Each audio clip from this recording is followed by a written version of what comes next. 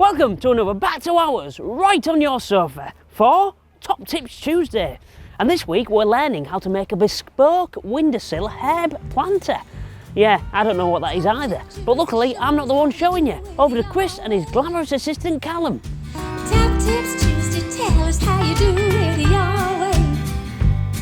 If you're a builder or a painter, a singer or a queen, play chess, make a dress, or something in between. It's Top Tips Tuesday, show us how you do it your way. Okay, let's get started. Today I'm going to be showing you how to build a very basic herb box. Slight twist on the whole thing. We have a small irrigation system onto the back of it, which speeds up the process of watering. Also, if you're going to mix any plant foods into your water, anything nutrition wise, goes straight into there, saves individually splitting it out. To build this you don't actually need a lot. Very basic tools will get you this far. Obviously if you want to use more tools you can get a better result. What we're going to be using today, really simple saw. To get my straight lines, I'm going to cheat and use a miter box. Again, really cheap bit of equipment. A simple sanding pad with some 80 grit on there. A little bit of tubing. A little bit of these plastic connectors. Again, they're not a lot of money at all. £2 or £3 would get you a few of those. We could use hot glue, but I'm going to cheat and today I'm going to use miter glue, super glue. Some very basic pallet wood. I've taken to sanding this a little bit, as you can see, but not very much. And all we're going to need to do is find something the same width, take your base cut, which would be the entire length of the thing, and then whatever you've got left over we're going to divide out to make these little separators. If I lift this up here you can see the separators there. When I'm making these things I like to make them so they fit on the windowsill, maximising space in the house. So what we're going to do is, the first thing you want to measure your windowsill. For mine, I've already got a few bits up there, so I've gone for 500 millimeters long. Oh, we'll need this. So again, all we're going to do is take your pen, pencil, whatever you've got to hand, put a mark to the 500 line there. Doesn't have to be neat, doesn't have to be fancy. We're not aiming for that, we're aiming for results. So if you take a miter block, make sure your line's to this gap here where the saw will slide in. As long as you pull it tight, you'll always get a straight cut. So after the first step, once you've got your pieces, all I've done is I've taken a simple sanding block and I've gone over the pieces, taking off any blemishes, making it look as nice as I want. Obviously you can go as far as you want with this, or if you want a rustic look, keep the wear and tear on there. So as far as setting it up goes, you want 2 pieces for your ends, and on this particular one I've decided to do 2 dividers, just like that. If you wanted to and you're into that sort of thing, you could measure the entire length, divide it by the 3 and put your spacers in there. Personally, once it's grown you don't really see that, so long as it looks eye right, I'm quite happy with that. So we're going to go all the way along and screw these in, keeping it all together.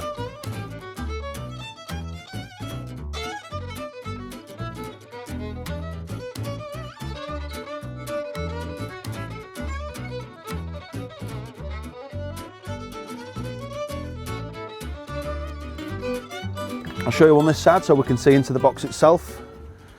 And what we're going to need is these bit of pipes there, cutting to cut the spaces through.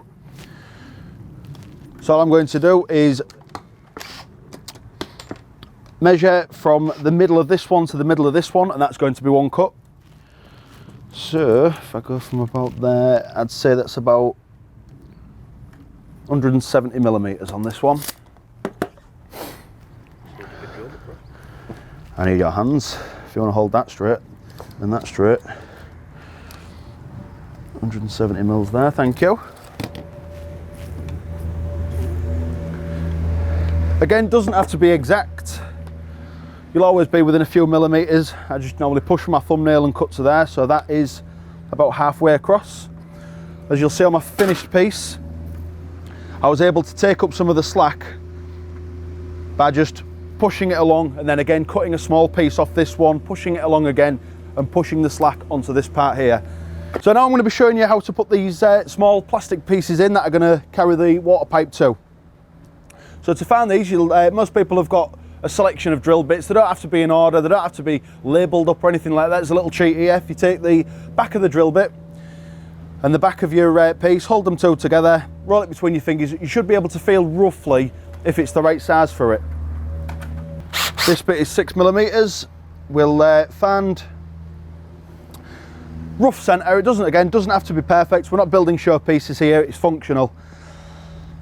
So there we go, just about 10mm or so, your little finger's width from the top of there, and we're through.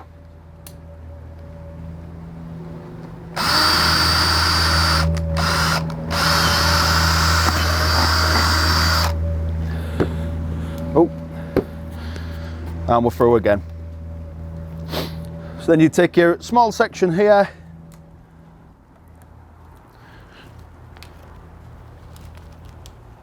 persuade it nicely onto there, and that's your first bit in.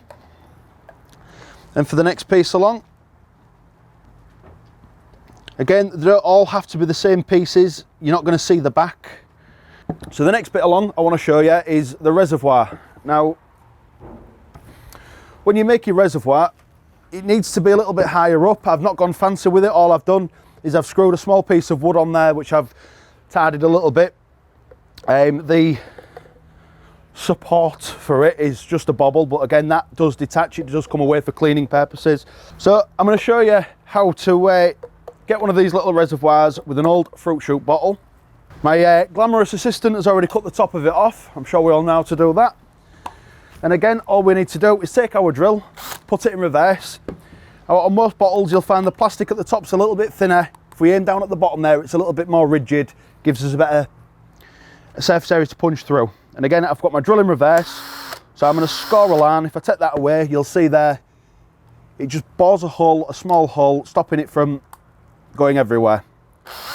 Nice and firmly, spill the drill up, no pressure, you don't want to push it through into your hand, anything like that. Just nice and easy, we're only cutting through plastic. And there we go. Next piece along, you want one of these straight through pieces. Again, we're going to slide that into there. Make sure it fits comfortably, I'm happy with that. At this point, we take our super glue and we're going to apply a small piece of super glue just around there. We don't need lots, we can always add more later to create a seal. And again, I don't want a lot of super glue on the inside of there. But once you're happy with that, keeping it upright, I'm going to speed the process along a little bit with a little bit of activator spray. And give that a second to cure.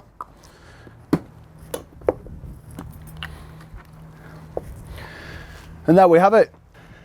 And then you'll connect your pipe to it, pull it across, connect it to your first hole there.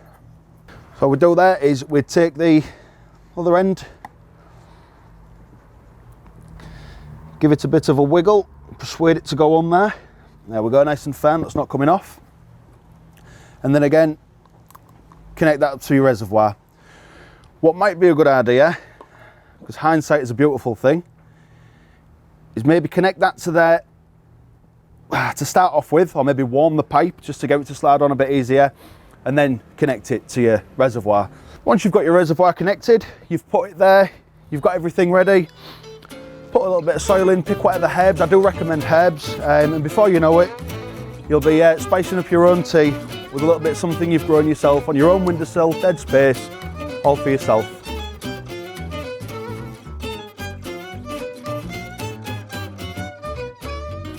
Thanks, Chris and Callum. Join us next week for more top tips.